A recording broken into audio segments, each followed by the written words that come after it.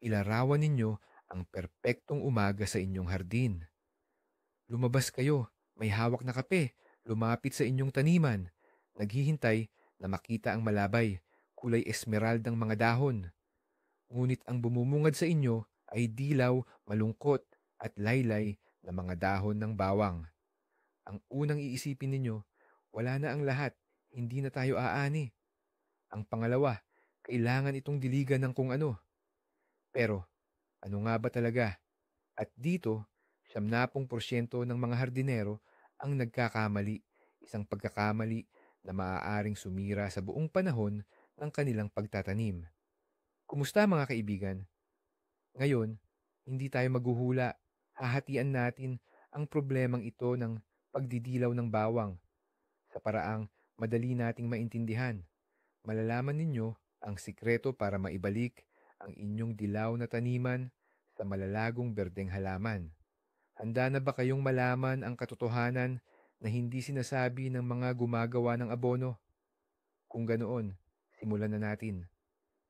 Bago tayo sumugod at gumamit ng maraming kemikal, unawain muna natin kung sino ang kalaban natin. Ang bawang na itinanim bago magtaglamig ay parang isang tunay na Spartan sa mundo ng halaman. Itinatanim natin ito sa malamig na lupa, nagpapalipas ng taglamig sa ilalim ng niebe, at isa ito sa mga unang gumigising kapag ang lupa ay halos nagyayelo pa. At iyon mismo ang pinagmula ng lahat ng problema. Isipin ninyo, ginising kayo ng alas 5 ng umaga. Pinilit na tumakbo ng marapon sa lamig nang hindi man lang kayo pinakain. Halos ganyan ang nararamdaman ng inyong bawang tuwing maagang tagsibol. Ang mga ugat nito ay nananatili sa lupaing nagyeyelo, habang ang mga dahon naman ay nasisikatan na ng araw. Ang kawalan ng balanse na ito ang susi sa pag-unawa ng karamihan sa mga nangyayari. Tandaan ninyo ang kalagayang ito. Malamig na paa, mainit na ulo. Dahil dito tayo magsisimula ng ating imbestigasyon. Simulan natin sa pinakamalinaw pero madalas na nakakalimutang dahilan. Ito ay ang simpleng stress na dulot ng matinding lamig. Hindi ko pinag-uusapan ng lamig noong taglamig 3 buwan na ang nakalipas, kundi itong mga biglaang lamig kapag tagsibol. Tingnan ninyo kung paano ito nangyayari. Ang bawang maagang maaga sumibol. Sa umaga, mainit ang sikat ng araw, kaya't ang dahon ay mabilis lumaki at ang mga selyula or cells nito ay napupuno ng tubig. Pero pagdating ng gabi, ang temperatura ay biglang bumababa. Minsan umaabot pa sa freezing point. Ang tubig sa loob ng mga selyula sa dulo ng dahon ay nagyeyelo, lumalaki at napupunit ang mga pader ng selyula, cell walls. Pagsikat ng araw, natutunaw ang yelo pero patay na ang mga selyula. Kaya natutuyo ang dulo at nagiging dilaw. Ito ay pisika. Wala tayong magagawa riyan. Kung nakikita ninyong ang pinakadulo lang ang naninilaw, mga 2 sentimetro lang. Pero ang iba pang bahagi ng dahon ay berde pa rin at matibay. Huminga kayo ng maluwag. Malamang na ito ay resulta lang ng matinding pagbabago-bago ng temperatura. Kakayanin mismo ng halaman ito kapag naging stable na ang panahon. Pero maaari natin itong tulungan para mas mabilis nitong malampasan ang shock na ito. Kapag pinag-uusapan natin ang pagtulong sa halaman na na-stress sa sobrang init o lamig, kalimutan muna natin ang mga pataba o abono. Ang kailangan natin dito, parang mga antidepressant para sa halaman. At oo, meron ngang ganito. Yung mga produkto na gumagamit ng epibrasinolide or zircon, yan talaga ang kailangan ng halaman natin. Paano ba ito ginagawa? Magdidilute ka lang ng isang ampule na karaniwang katumbas ng 1 mililitro sa 5 litro ng tubig. Mahalaga na tama ang paghahanda. Siguraduhin na ang tubig ay hindi masyadong malamig, kundi bahagyang maligamgam. Mag-spray ka dapat hindi tanghaling tapat na mainit, kundi sa gabi o kapag makulimlim ang panahon. Ang mga sustansyang ito ay tumutulong sa halaman na i-activate ang mga internal reserves nito at ayusin ang mga cellular membrane. Parang nagbigay ka ng mainit na tsaa sa taong giniginaw sa hintuan. Hindi siya mabubusog sa tsaa, pero mag-iinit ang pakiramdam niya at manunumbalik ang sigla. Kaya, kung ang sanhi ay dulot ng matinding lamig, isang treatment lang nito ay makakapagpatigil na ng paninilaw at maibabalik ang sigla sa iyong mga bawang. Ngayon, dumako na tayo sa dahilan numero 2 at ito na marahil ang pinakamadalas mangyari, ang tinatawag na nitrogen starvation o labis na kakulangan sa nitrogen. Pero, bakit ito nangyayari tuwing tagsibol kahit nasiksik na sa pataba ang inyong taniman noong nakaraang taglagas? Isipin nyo ang lupa bilang isang malaking refrigerator. Puno ito ng pagkain, pero lahat ay parang nagyeyelo. Ang nitrogen sa lupa ay madalas na nasa mga porma na hindi pa kayang kunin ng mga ugat hanggat hindi pa nagigising ang mga bakterya sa lupa. At ang bakterya, sila ay mga nilalang na mahilig sa init. Habang hindi pa umaabot sa +6 or +8 degrees Celsius ang temperatura ng lupa, tulog pa ang mga bakterya. Ang mga ugat ng bawang o ng inyong mga tanim ay halos hindi rin gumagana sa malamig na lupa. Ang resulta ay isang malaking paradox. May pagkain doon, pero hindi mo ito makuha.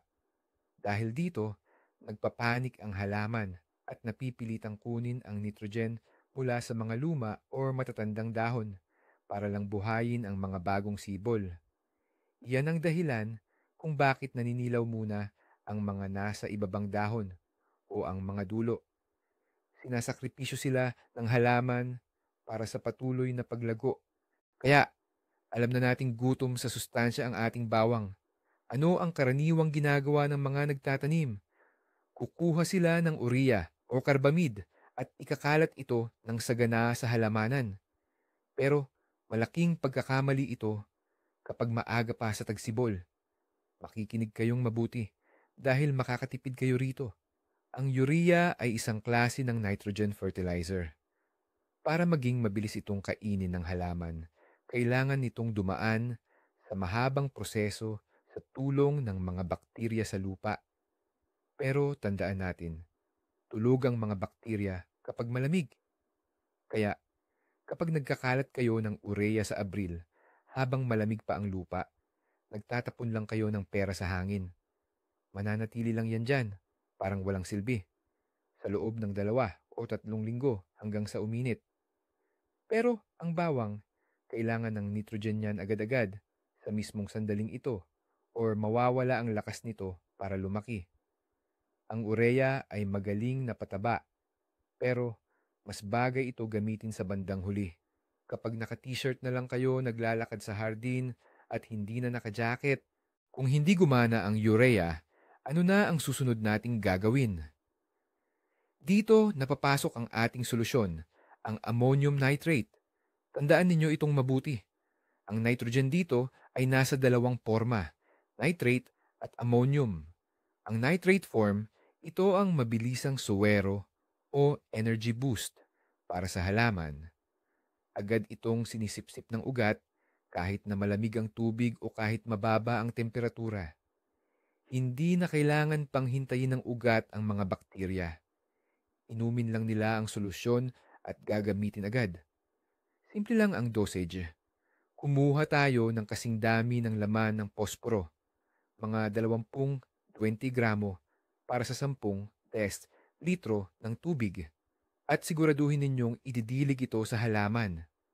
Huwag ninyong ikakalat ang butil sa tuyong lupa, lalo na kung walang ulan.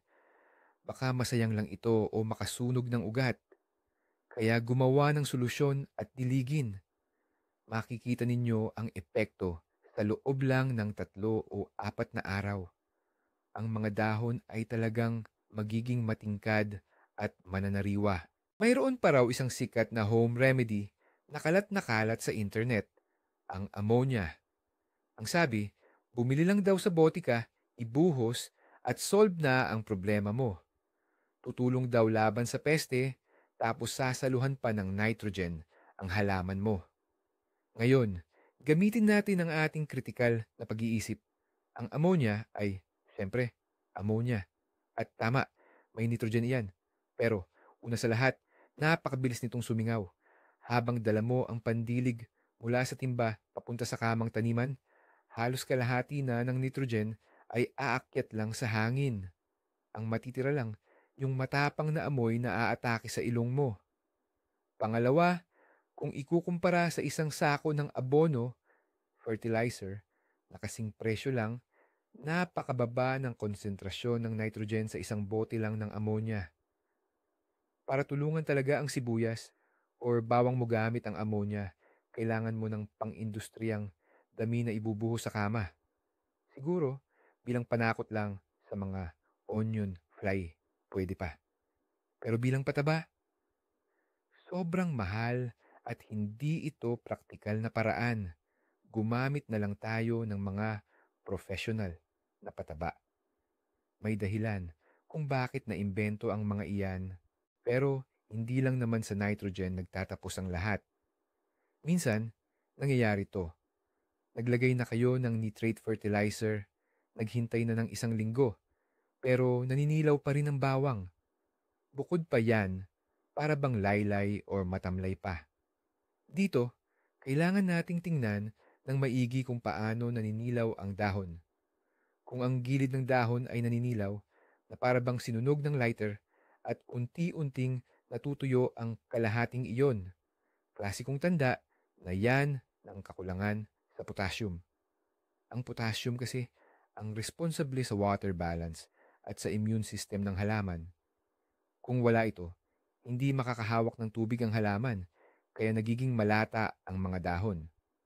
Kadalasan, nagkukulang sa potassium sa mabuhangin na lupa dahil madali itong ma-wash out or mahugasan ng malakas na ulan. Kaya, kailangan nating punuan agad itong kakulangan na ito. Ang pinaka-ideal na gamitin dyan ay potassium sulfate. Madali itong matunaw at mabilis itong gumana. Huwag na nating gamitin ang potassium chloride. Tandaan, ang bawang, katulad ng ibang pananim, ay hindi masyadong gusto ang chlorine. Ngayon, pag-usapan naman natin ang tungkol sa abo. Siguradong sasabihin ng marami, bakit pa ako gagamit ng chemical, punong-puno ng abo ang kalan ko? Napakaganda talaga ng abo. Mayaman ito sa potassium, calcium, phosphorus, at napakaraming iba pang microelements. Pero may isang malaking pero. Ang potassium kasi sa abo ay medyo mahirap makuha ng halaman. Kung ibubudbud mo lang ito sa halamanan, matagal bago mo makita ang epekto. Para maging aktibo ang abo, kailangan mong gumawa ng tinatawag na extract o kaya ay patayin ito gamit ang suka. Kumuha ng 1 basong abo sa 1 balde ng tubig, pagkatapos ay lagyan ng 1 baso ng siyam na porsyentong suka. Hahalo iyan at sisirit, normal lang yan. Ibig sabihin, nagaganap ang reaksyon na naglilipat sa mga elemento sa chelated form o mas madaling makuha ng halaman. Ang pagdilig gamit ang solusyong ito ang perpektong gawin. Pero tandaan, pinapataas din ng abo ang alkalinity, pagka-alkalina ng lupa. Kaya kung alkaline na ang lupa mo, kailangan mong maging maingat sa paggamit ng abo. Teka, pag-usapan din natin ang acidity ng lupa. Ito ang sikretong pumapatay sa inyong ani na kadalasang nakakalimutan. Ang bawang, gusto niyan, neutral na lupa. Pero kapag acidic ang lupa ninyo, may mangyayaring masama. Kahit gaano pa karami ang pataba na ilagay ninyo, hindi ito kayang kainin ng halaman. Dahil sa sobrang asim ng lupa, nagiging parang bato ang mga sustansya, kaya hindi na ma-absorb. Sige kabigay ng pataba, pero ang bawang ninyo naninilaw at nanghihina. Paano nyo malalaman? Ang pinakamadaling paraan, tingnan ninyo ang damo.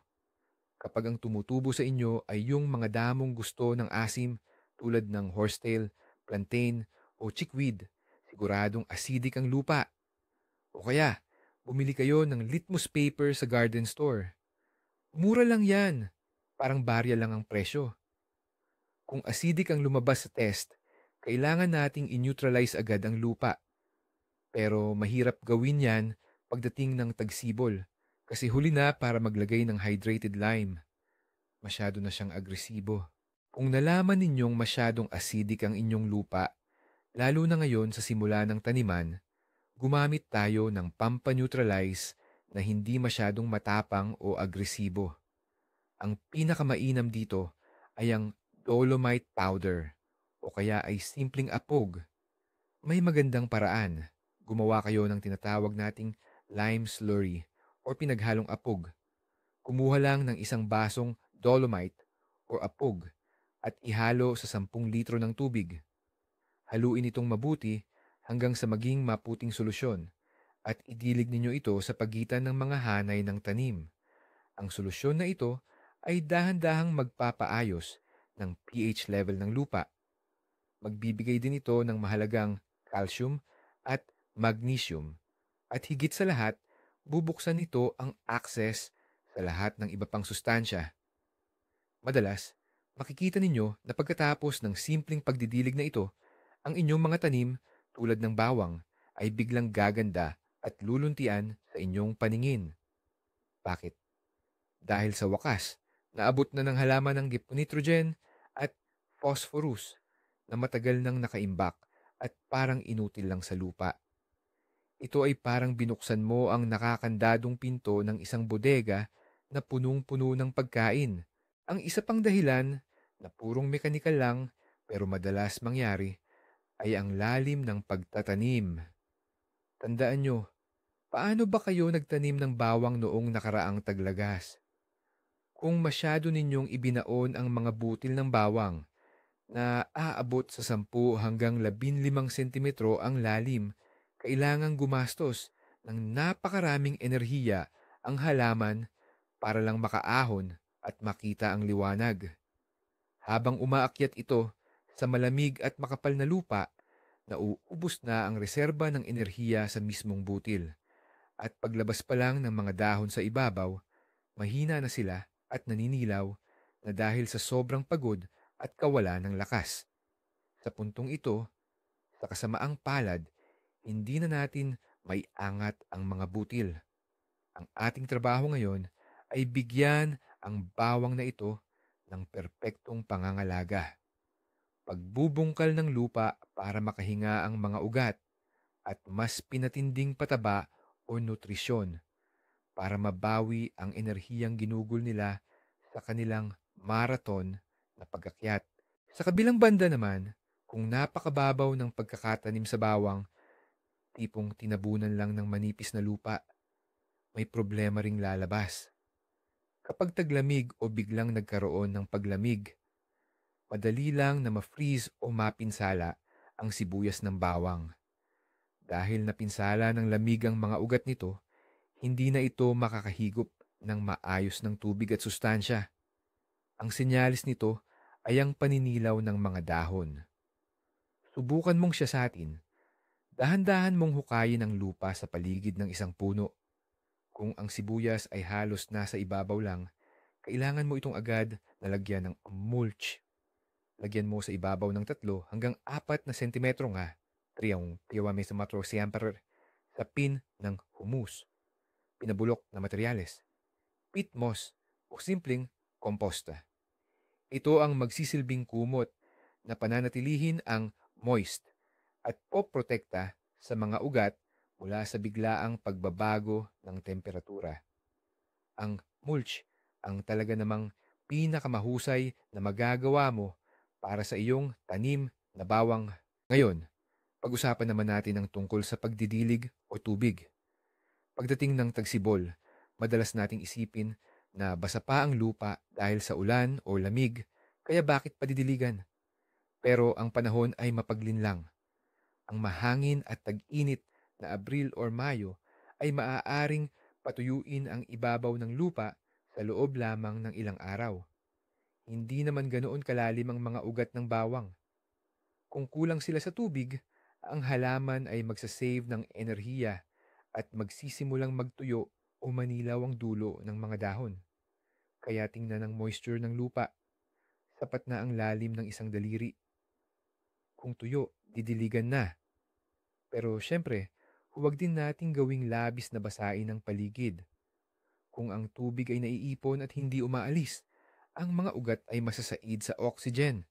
Dahil dito, magsisimulang mabulok ang ugat at muling maninilaw ang mga dahon.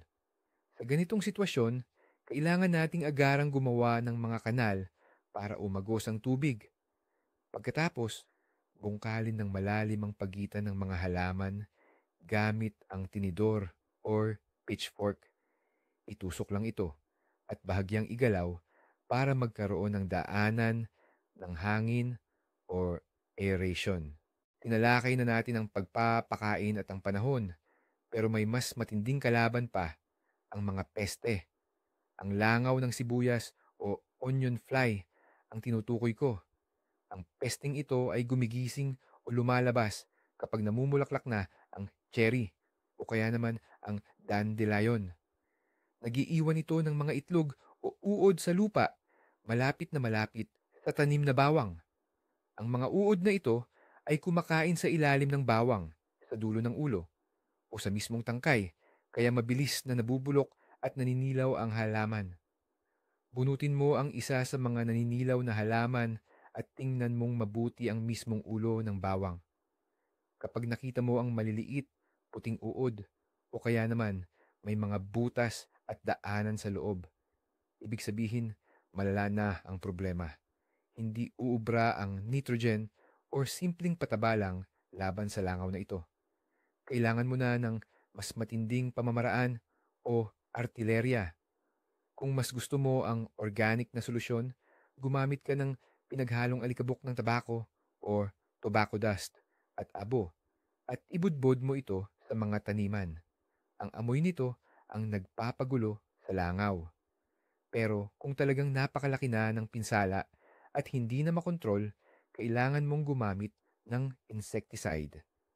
Halimbawa, ang mga gamot na nakabase sa diazinon. Pero tandaan, sundin ng mahigpit ang tamang instruksyon at huwag na huwag gamitin bago ka mag-ani. Mayroon pang isang kalaban na mas tago at mas mapanganib, ang stem nematode. Ito ay isang microscopic na uod na hindi nakikita ng mata, pero ang pinsala na ginagawa nito ay lubhang nakakatakot. Hindi lang basta naninilaw ang mga dahon, nagkukulot din ito, nagde-deform at nagkakaroon ng mapuputing guhit na pahaba. Ang tangkay sa bandang ibaba ay nagiging malambot, tila bulok at naglalabas ng masangsang na amoy ng pagkabulok.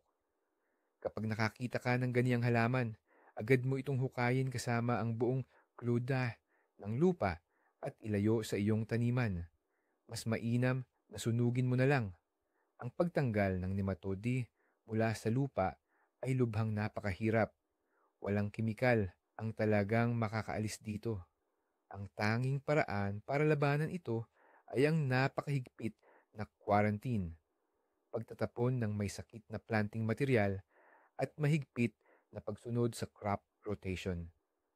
Huwag kang magtanim ng bawang sa lugar na tinamnan na ng sibuyas o bawang sa loob ng halos 4 na taon.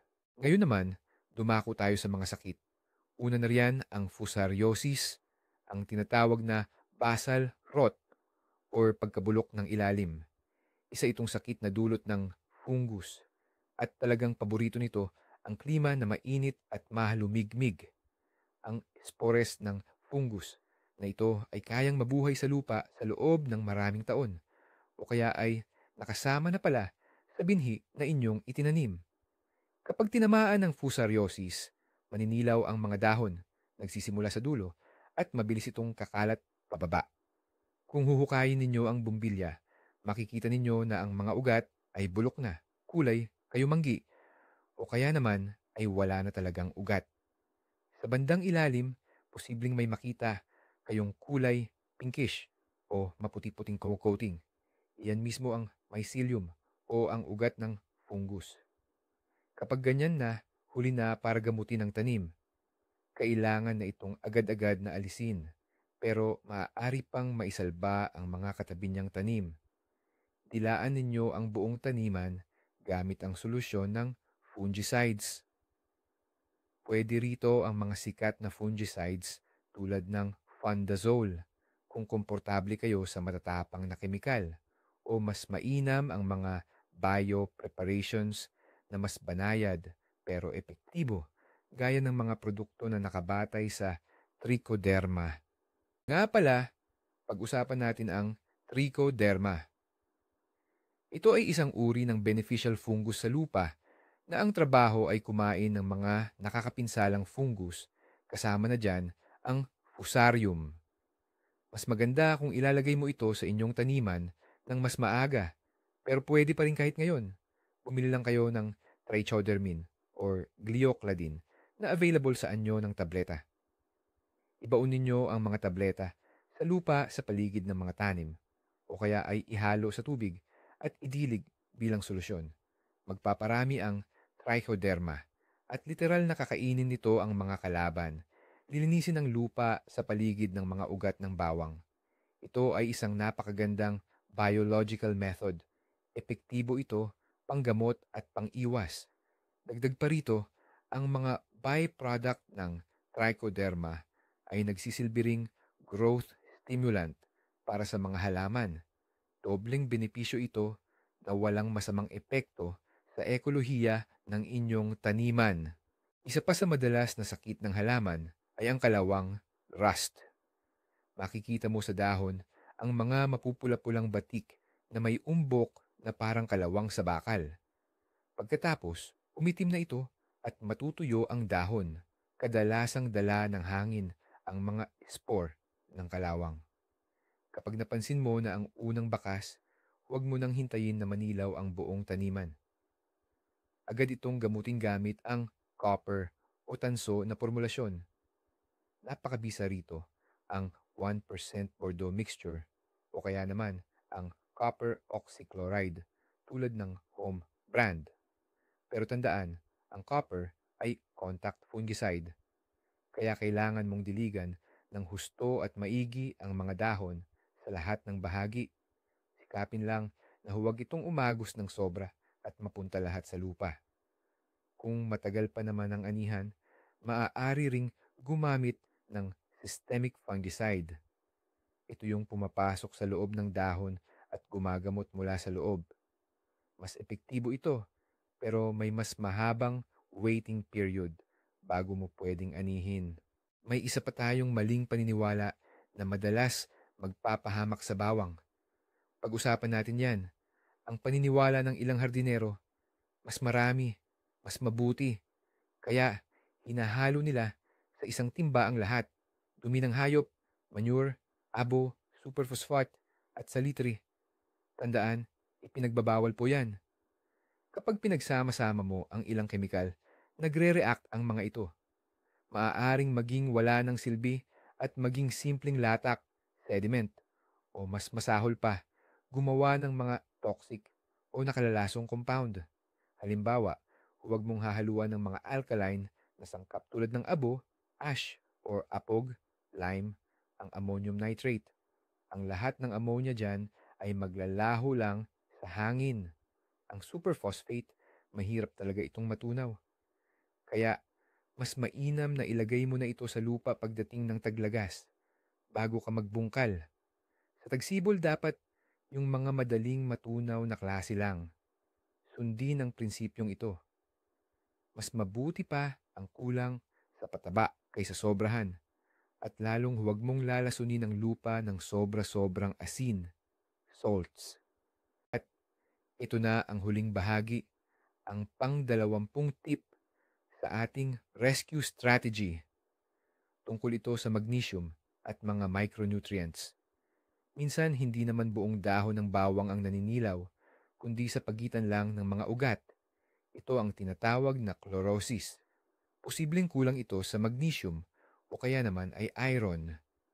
Mabibili sa mga gardening store ang complex mixtures ng micronutrients na naka-chelated form tulad ng Cytovit o o kaya naman simpleng magnesium sulfate. Ang isang kutsara ng magnesium sulfate na hinalo sa isang timbang tubig kasabay ng iyong nitrogen feed ay garantisadong gumagawa ng milagro. Ang magnesium ay mahalagang bahagi ng chlorophyll. Iyon mismo ang pigment na nagpapakulay berde sa dahon. Kaya't isama mo na ang magnesium sa iyong spring cocktail para sa bawang. Makikita mo, magiging malalim at masigla ang pagka-esmeralda berde ng mga dahon. Tiyak na maiinggit ang lahat ng kapitbahay mo. Sige mga kaibigan, ngayon ay hawak na ninyo ang kumpletong listahan ng mga gagawin. Balikan natin para hindi kayo malito at magulo sa isip. Una, huwag tayong magpapanik sa mga naninilaw na dulo ng bawang pagkatapos ng lamig, bagkus ay tulungan natin ito ng mga anti-stress supplement. Ikalawa, tingnan mabuti ang tindi ng basa sa lupa at kung may mga insekto o peste. Ikatlo, kung malamig pa ang lupa, magbigay ng ammonia nitrate. Kung mainit-init na, mas maganda ang urea. Ikaapat, huwag kalimutang i-deacidify ang lupa o ayusin ang pH level at bantayan ang balanse ng potassium at magnesium. At ang pinakamahalaga, tingnan nating palagi ang ugat, literal man o simbolo. Ang bawang ay isang mapagpasalamat na halaman. Bigyan lang ng kaunting pansin ngayon sa tagsibol.